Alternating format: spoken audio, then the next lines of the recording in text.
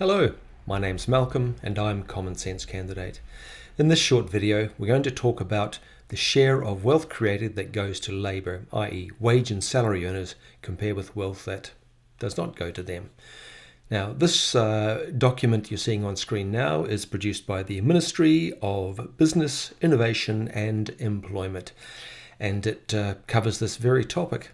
It's a fairly straightforward document, and shortly we're going to scroll through it and we will see what it has to say. So the title is Do Workers Share in Firm Success? Now we're going to scroll through the first part of this document and you'll see that it's a typical government document and that there's quite a few words, a lot of chapters, a lot of subheadings and various pieces of informative text. And as we scroll through, we end up coming to one particular simple graph, and it's this one here. This graph shows the labour income share in New Zealand compared with the OECD from 1990 to 2019.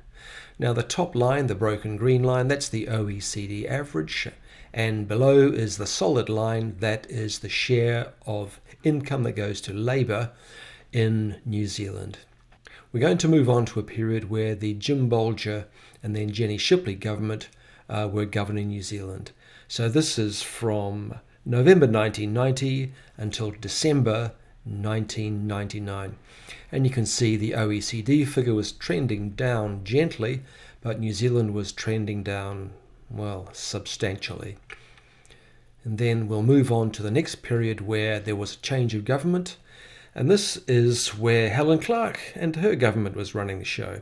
So from December 1999 until November 2008.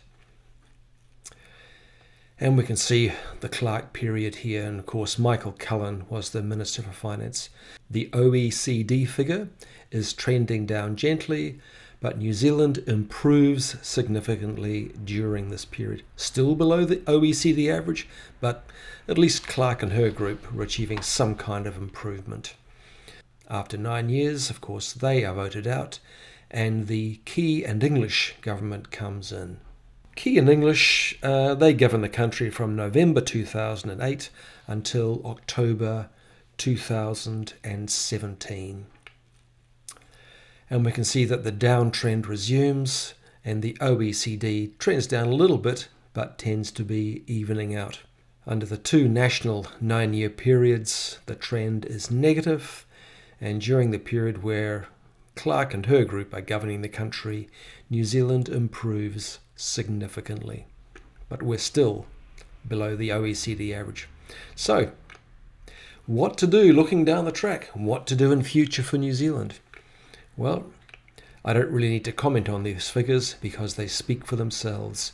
But I do have two big policies that I feel that any New Zealand government should follow and which are non-party political and don't cost the taxpayer anything, but they require political courage.